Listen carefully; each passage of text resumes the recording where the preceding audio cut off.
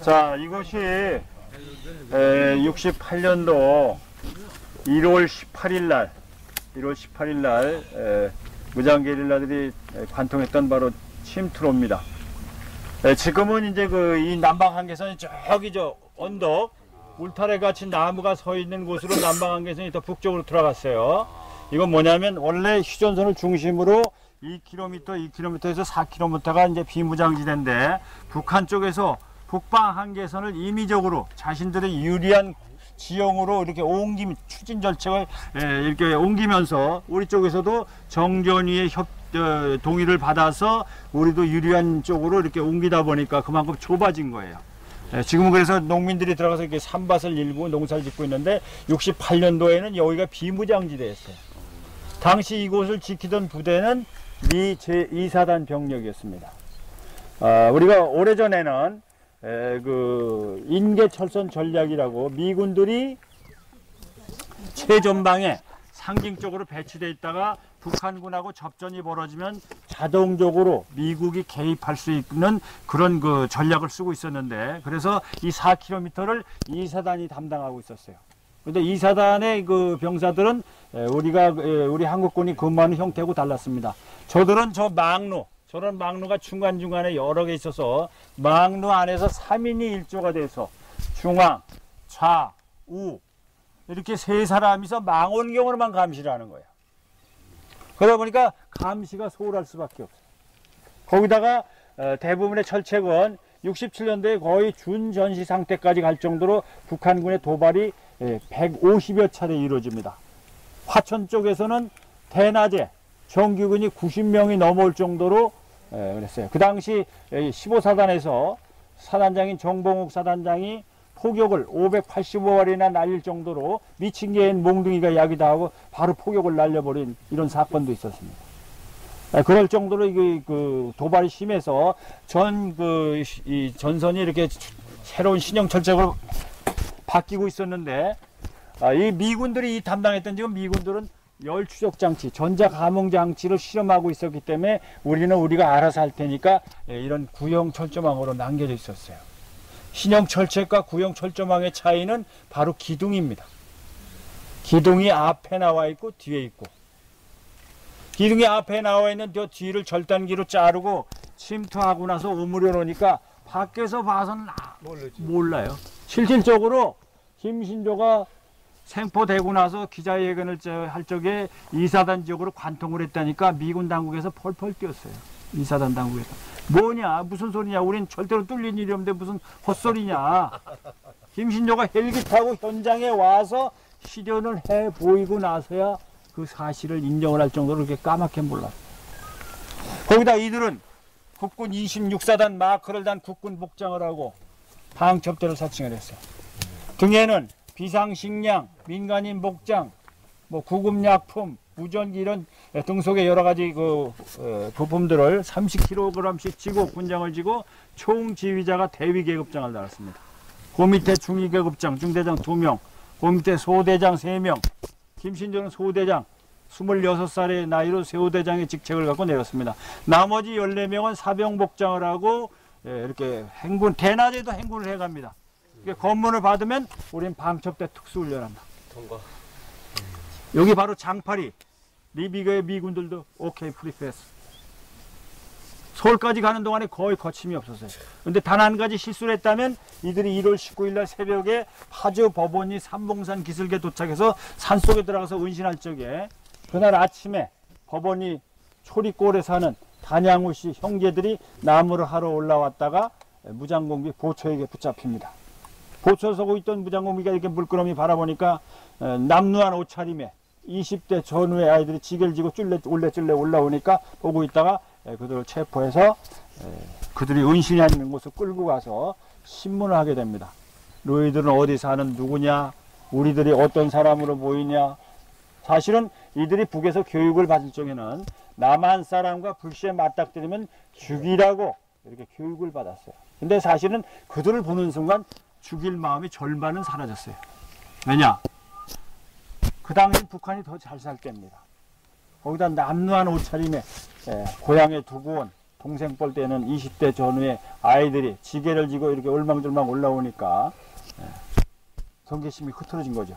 거기다가 그때 날씨가 가장 추운 추위가 맹위를 떨칠 때 1월 하순경에 4명을 죽여서 땅속에 묻는 것도 용이치 않으니까 갑론을박, 죽이자 살리자 이렇게 갑론을박하다 결국은 살려주는 쪽으로 결론을 내리고 이들에게 엄청나게 겁을 줍니다. 너희들이 우리를 신고하면 우리의 후속 부대가 내려와서 너희 일가족은 물론이고 마을 전체를 쑥대밭으로 만들 것이다. 그렇지만 너희들이 신고하지 않고 우리 일에 우리 대남혁명 사업에 적극적으로 협조를 하면 너희들은 이 다음에 큰 부자가 될 것이다. 그리고 너희들은 시골에 가난한 농민의 자식들 아니냐. 우리 조선노동당 노동자 농민의 당인 조선노동당에 입당원서를 써서 충성을 맹세해라. 그러면 살려주겠다. 입당원서까지 썼다고 그래요. 해가 질 무렵에 무장공비 2명이 이들에게 시계를 풀어줍니다. 이 시계를 차고 있어라. 그 당시만 해도 시계가 귀할 때입니다. 이 시계를 차고 있다가 이 다음에 통일이 된 다음에 나타나면은 너희들은 나라에서 큰 포상이 되는 거예요. 그러니까 얼르고 뺨치고 해서 절대 신고를 못하게 하고 다짐의 다짐을 받고 해가 질 무렵에 이들을 풀어주고 서울로 행군해서 가기 시작합니다. 집에 돌아온 나무꾼 형제는 저녁을 먹고 고민을 하다가 집안 어른들과 상의를 해서 9시 반에 경찰서에 신고를 합니다.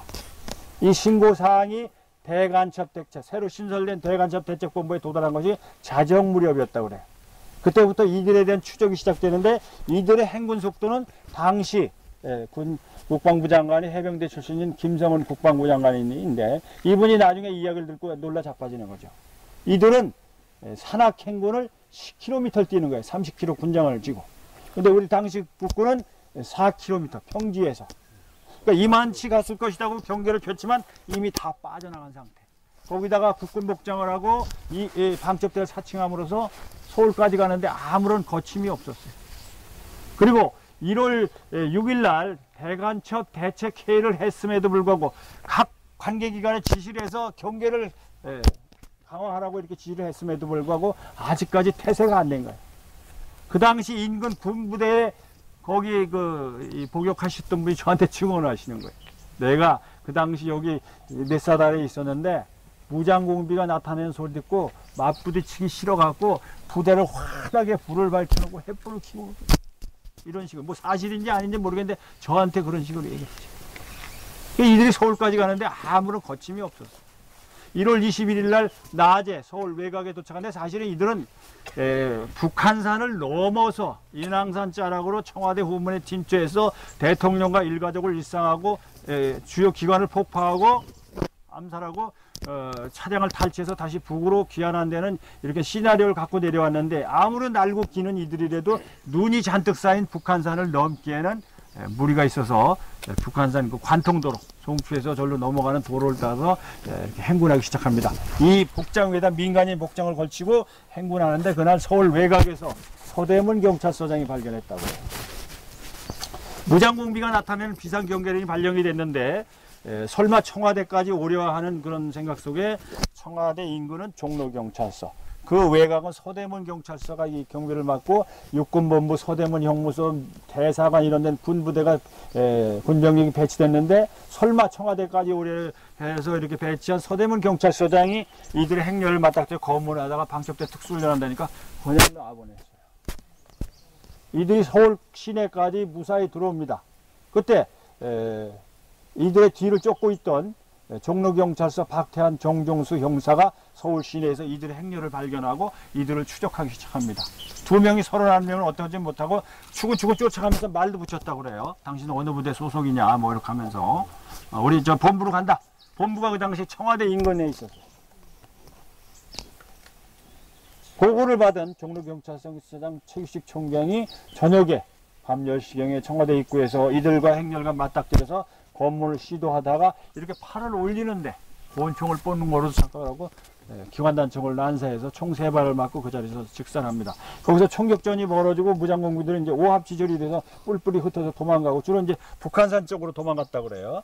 그 당시 경복군에 있었던 30경비단의 대대장이 전두환 중령입니다.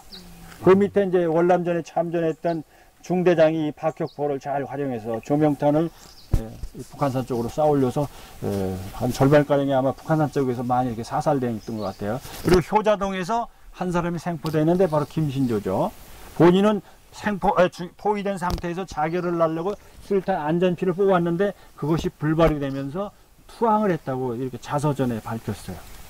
그리고 이제 모든 것을 기자회견에 대해서 제가 이렇게 털어놓죠. 그리고 약 20일 동안에 대간첩 작전 그때 이 파주 인근까지 와서 31명 중 29명이 사살되고 1명 김신조는 생포되고 1명은 살아서 북으로 도주를 합니다. 이 코스를 택해서 당시 대간첩 작전에 참여했던 영광급 한 분이 국가유공자로 몇 년 전에 오셔서 내가 이 현장에 있었다. 우리들이 여기 나와 있었지만 날은 춥고 많은 병력이 나와서 이렇게 웅성거리다 보니까 눈치를 채고 우리가 인기척을 느꼈을 때 벌써 저 능선을 넘어가고 있다는 거예요. 이 북으로 돌아간 무장공이 북한에 가서 영웅이 되죠. 대남 사업의 일부인 금강산 사업을 총괄하는 책임자의 자리에까지도 오르고 지금은 총정치국의 부부장 육군 대장의 지위를 갖고 잘 나가고 있습니다. 노무현 대통령 시절에 북한의 김정일이가 노무현 대통령에게 송이버섯 상자를 보냅니다. 이걸 들고 온 사람이 이 사람이에요. 김신조같이 뭐 저놈이 여기서 살아서 도망갑니다.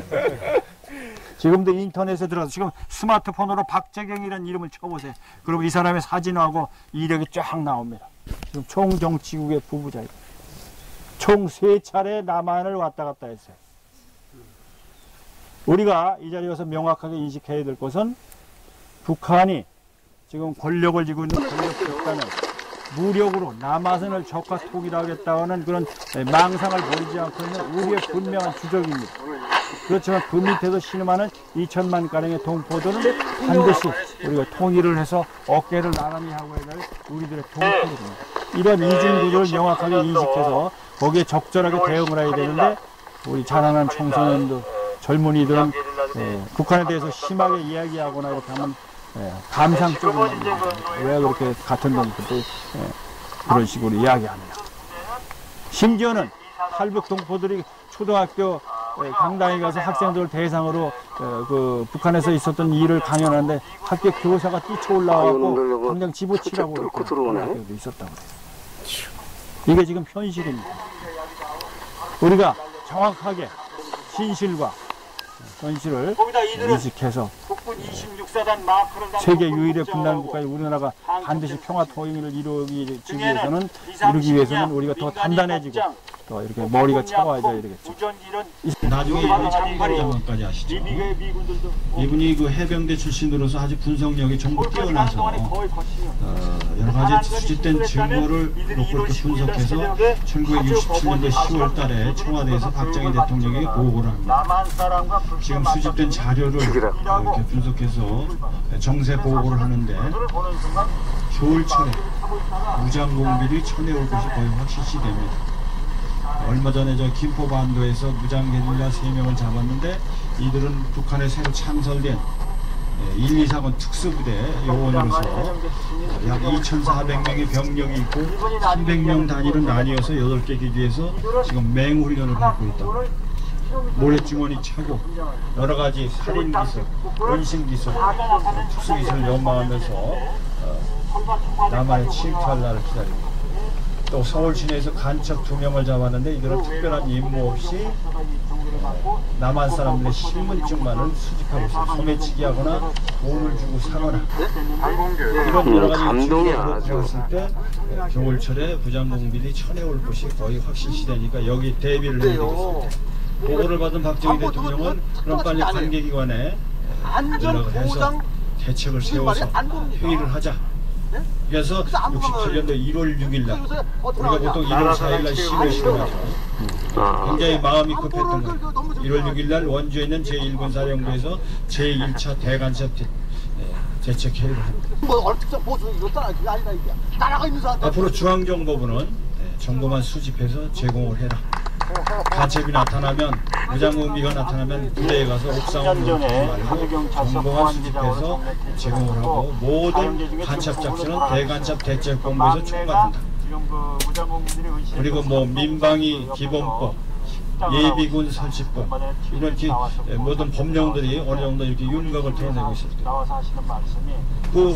거기에는 국방부 장관, 내무부 장관, 중앙정보부장, 각 시도의 경찰국장, 또 간첩작전과 관련된 제대로 하단령, 대박이야. 거기 이번에 장들을 모아놓고 일일이 지시하고 확인하는 내 옷이 어쩌다 불과 그 이렇게 회의가 있고 나서 안무관광에서 불과 11하루 만에 너무 1월 17일 날 고맙습니다. 11시에 밤 11시에 연천군 매현리, 휴전선 넘어도 연천군입니다. 연천군이 경기도 내에서 땅덩어리가 4번째로 큰 동네입니다. 11시에 김신조를 비롯한 1, 2, 4분